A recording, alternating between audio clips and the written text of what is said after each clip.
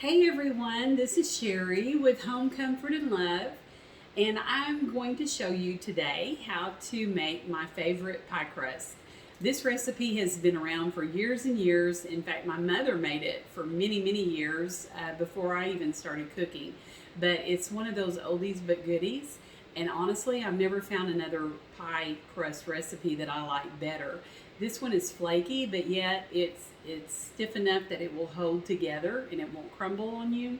So I just wanted to get on here today and show you how I make it, and then also show you how to place it into your pie pan if you're not familiar with that, if you're a beginner cook. Okay? And I will also want to tell you that I am making the full recipe, and that will include enough dough to go on the bottom of the pan and then also to put on the top. Now, if you're making a pie that you don't like, a cream pie that you don't necessarily need that dough, then it's simple to just cut this recipe in half, and I'm going to show you how to do that as well. But I've done that many times and I've never had any trouble with it, so it's very easy to do. So let's get started. So the first thing we're going to do is we're going to grab 3 cups of flour. So let me get that. I've moved everything, all my equipment and everything over here close to me, so I will have that and not have to go back and forth. 1, 2, and 3. Okay, just 3 cups of flour. Okay, and to that, I am going to add shortening, and I like to use Crisco, but I like the butter flavor. It just gives it a nice buttery flavor. Let's see, let me use this. So we need 1 1/4 cups of this.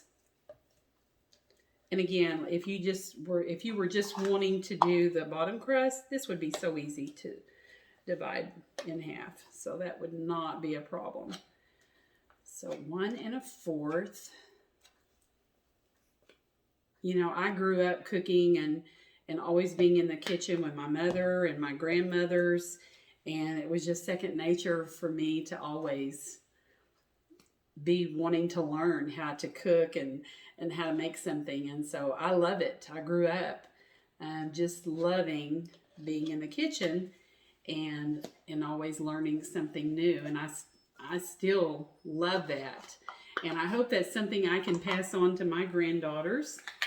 In fact, partly the reason I'm doing the videos is partly because of them, because I want them to have something that they can look back on and see how Nana made it back in the day.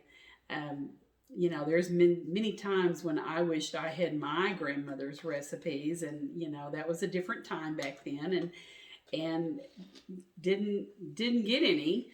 And so hopefully this will be something that my grandkids can access as they get older and they want to learn to cook. But I always encourage you to get your grandkids or your kids in the kitchen and teach them how to cook. It's not only do we have to eat, but it can be fun too. So, okay, so at this point, I've just got flour and Crisco, and what I like to do is just kind of chunk it up a little bit and get that flour coating onto the Crisco, and it just helps it to not be quite as sticky on the pastry cutter once I start using it. So just kind of chunk it up a little bit. Okay, and then I'm going to get my pastry cutter.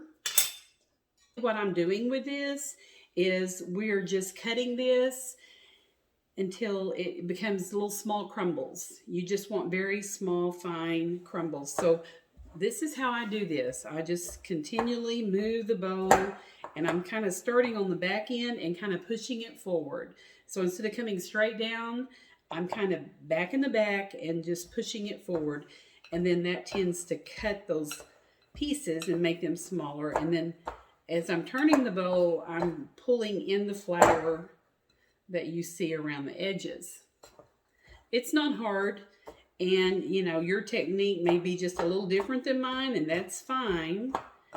This is just the way I've always done it, and it works good for me. So, but you just want to keep working that in until you have almost all of the flour incorporated, and then all the Crisco is broken down into little small pieces. And let me get this a little closer to you so you can see what it looks like. So at this point, that is what that looks like. It's just small little pieces. Okay, now then, and I did forget. Need a little bit of salt. I forgot to add that. Normally you would put this in. Normally it's been this day. Normally you would put this in with the flour. You always put your dry ingredients together. So this would have went in with the flour. I would have mixed that up good. We're just going to sprinkle it around. No worries. It's going to be just fine. I'm putting in a teaspoon of salt, and I just kind of eyeballed that. So I know that that's probably pretty close. All right. We're also going to add an egg. Just one egg. Now, and what the egg does is it's going to bind and hold everything together in the dough. So you really need that. Now, if you were dividing this recipe and you only wanted the one crust on the bottom, what I would recommend doing, and I've done it both ways, so either way works, either put the yolk only in it or put the egg white only in it. And that will be enough to bind it and hold it together. And so you'll be fine on that. Our last, well, not our last ingredient. Let's see. We are going to need a teaspoon of vinegar. And the vinegar is kind of like the secret ingredient. This is what's going to make your pie crust flaky. Okay, it's only a teaspoon. Don't worry. You're not going to taste it. You're not going to even smell it. It's just enough to give it that flaky texture after it's baked. Okay? And then last but not least, I have water that's just been sitting over here with some ice cubes in it.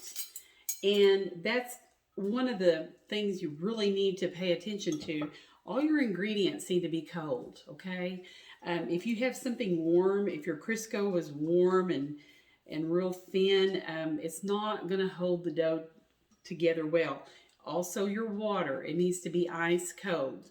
So I just put maybe a cup in here and just put some ice cubes in it to get it nice and cold. And then I'm going to put 6 tablespoons of water into this, nice and cold.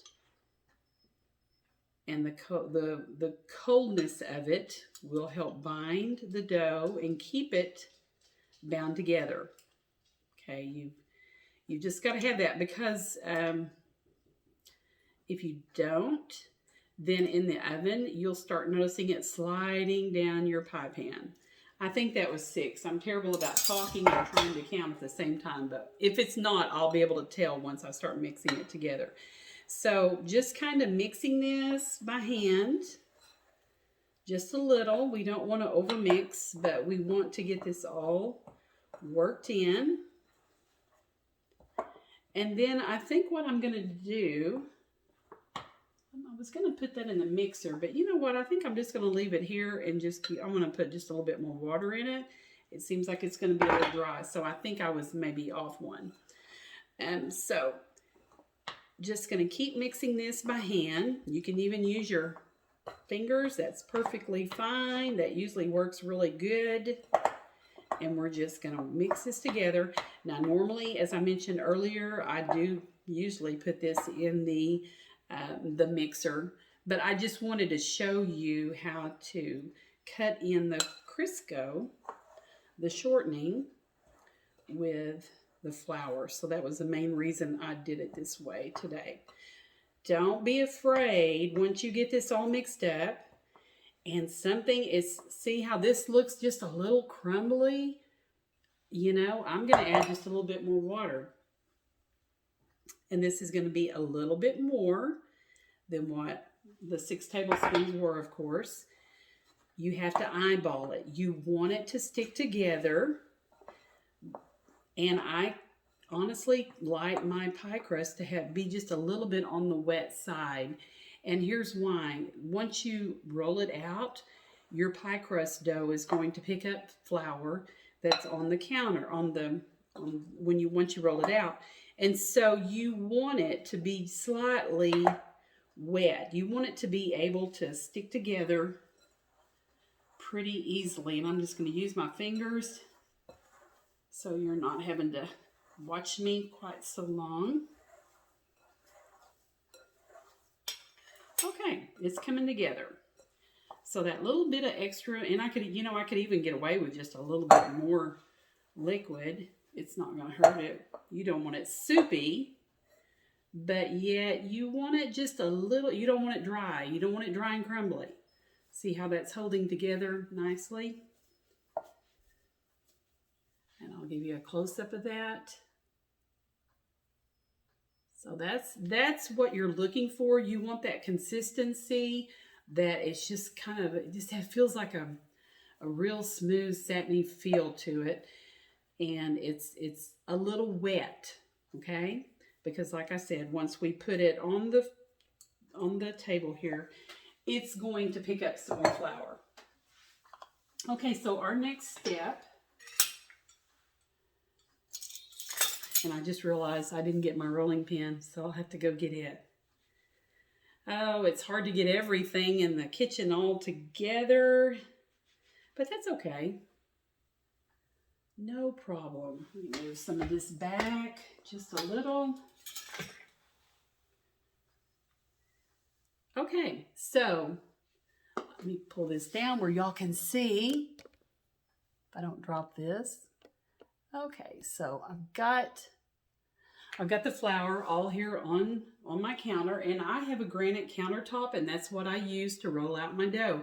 It's nice and cold, and you want a cool surface for your dough because it's not going to stick. And remember, everything has to be cold with your dough. If it's warm or even room temperature, it's going to come apart. There's nothing that binds it together. So the cold countertop helps keep it together, keeps it cool. And then I also have a marble rolling pin that I use for this very same reason. So let me go grab that.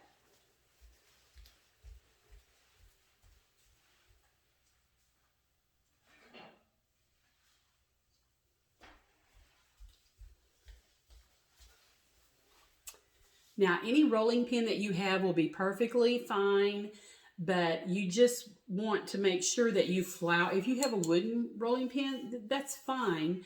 You just want to make sure that you flour it well so that it doesn't stick. Now, the rolling pin that I have, I usually just roll it just a little bit and it picks up a little bit of flour, even though there's no oil on it yet to make it stick. It still sticks a little, so that's good. Okay. So what I'm going to do is I've got my ball of dough here. Put it on one side and then flip it over.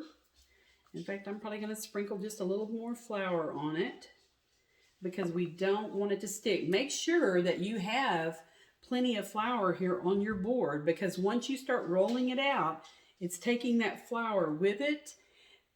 And if you don't have a big enough circle, then you're going to roll it out there in an area that you don't have flour, and then it's hard to get it up. So make sure you do have plenty of flour on that. And I always start in the center. I never start on one end and drag it all the way across. I start in the center and I push that out. Start in the center, I push that out. Back in the center, push it out. Same thing on the other side. And I just keep working from the center and then just spreading it out. Just keep spreading it out. Okay. And I go down to about 1/4 of an inch thick. You don't want it so thin that it won't hold together when we're getting ready to fold it. So you want it thick enough that it's all going to stay together, but you don't want it so thick that it's going to be doughy. So there is a fine line there on where you want it. Usually 1/4 of an inch will work, or even just slightly less than that. Okay, so I've got my dough rolled out. Let me move it just a little where you can see. Okay, there's my there's my dough. Okay. Now I've got this little pan or this little pie plate here that isn't that pretty? Let y'all look at that. I just love it. It's one of my favorites. So this is going to be a peach pie. So I got a deeper dish pie. Now, you know, they all come in different sizes. I have some that are a little bit more narrow than this. This one's just a little bit deeper. But for my peaches, I felt like I needed that deeper one. So here's how I pick this up. If you've got enough flour on this and you haven't rolled it out so thin that it's going to fall apart, it's still got enough liquid in it that it's going to all stay together. So we hope for the best. And I pick up one end of it. And listen, if your pie crust comes apart, it's okay. It's not the end of the world. I can't tell you how many times I've made a pie with the pie crust that I've had to put back together. You're just going to pull it up and fold it over in half, okay? That's all I did. I just picked it up and just rolled it over. Now, if it's feeling like it's not wanting to come, usually what I'll do, and I don't have a spatula here in front of me, I usually put a little flour, try to raise it up and push a little flour under it and get a spatula under it with some flour and try to loosen it up, because what's happened is what we were talking about a while ago. You didn't put enough flour on your outside perimeter. So when you spread that dough out, it got out there where there was no flour. So you always want to make sure that you have a good area that is heavily coated with flour so that it will, once it pushes out, it's going to take that flour with it and it'll be easy to pick up. Okay, so we've got it in halves. Now I'm just going to take this half and just fold it over. So now I'm down to the quarter, okay? Now it's manageable for you to pick up, and I usually kind of do this and get the excess flour off of it. Shake it off the edges. Okay, now here's my pie pan. So what I do, now that I've got this quarter, I'm just going to put this corner right here in the very center. And then I'm just going to start unfolding it. Hopefully all in one piece. But like I said, if it doesn't, no, see, I've already torn it, and that was my fault. I didn't have a hold of it. And that's okay. You will never know it. Okay, so there's that half. And then we pull over this half. And this actually is where, if it's going to tear on me, it's because I'm wallering it around. Oh, but it'll be okay. We're going to fix it and no one will ever know the difference. And it will be perfectly fine. Okay. And I bet you're thinking, well, Sherry, I thought you said there's enough for pie for the top. There is. Let me get a knife.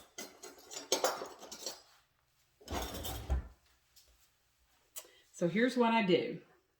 So if you can see this,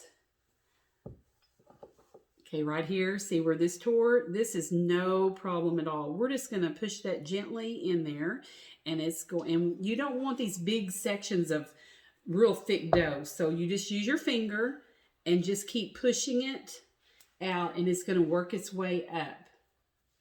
Okay? So you're just going to keep pushing it around. I promise you, when they eat your pie, no one is ever going to complain because your dough came apart. No one will ever know, I promise you. Okay, so here's what we do. You start in here and run your knife right along the edge, all the way around. Just run your knife right along that edge, being careful not to cut your hand. Okay? All of this excess is what you would put together, and then that's what you're going to use, and that's what we're going to use on the top. We're going to roll this out in a minute, and then we'll put it on the top. But for this video, I just mainly wanted to show you how I made my favorite pie crust, and we're going to finish it by doing a decorative design on the side.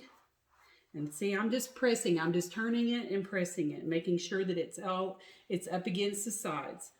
Okay, and then, you know, this may be the way your grandma did it or the way you do it now, and it's the one I always use. But you just make the little zigzags. And there's so many different ways, so many different things that you can do. Let me see. I'm going to show you a few things.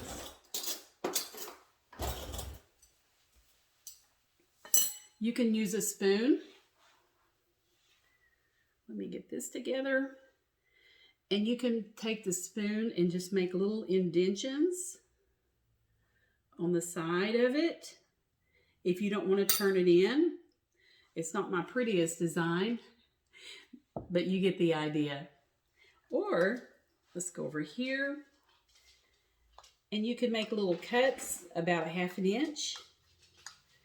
And then what you want to do is fold back every other one. If I've got it cut, okay, let's see here. Maybe I didn't go deep enough. So you just fold back every other one. And that makes a cute little decorative design. So there's so many different ways that you can finish up your pie crust edge. But just for this purpose, I'm just going to go ahead and finish it up with the little crimping that I'm doing, the little zigzag that probably most of you are familiar with. And you just keep going around and around until you get that finished. Now at this point, if I was making a cream pie, like a coconut cream pie, a chocolate cream pie, that type of thing, then I would want to bake this. Okay, you always have to have a baked pie shell to put your cream pies in. And before you would bake it, you would take a fork and you would just go all the way around every 1.5 inches or so, and you would just poke your little holes in it, and even on the side. And what that does is keep the pie crust from bubbling up and getting a bubble in it while it's baking, because you certainly don't want that. So if you'll just make those little holes like that all the way around. Let me get it up here where you can see it. Okay, so that's all the way around it, and then that keeps your pie crust from bubbling up, I guess is a good way to say it. Now I'm going to make a peach pie for this, so it doesn't need that. You would use just the dough like we have it in here, so you wouldn't need it to be baked at all. So this is going to be the end of this video on how to make my favorite pie crust, and I hope you will try it. I will have a link for the recipe, and if you have any questions, feel free to let me know. Thanks for joining today.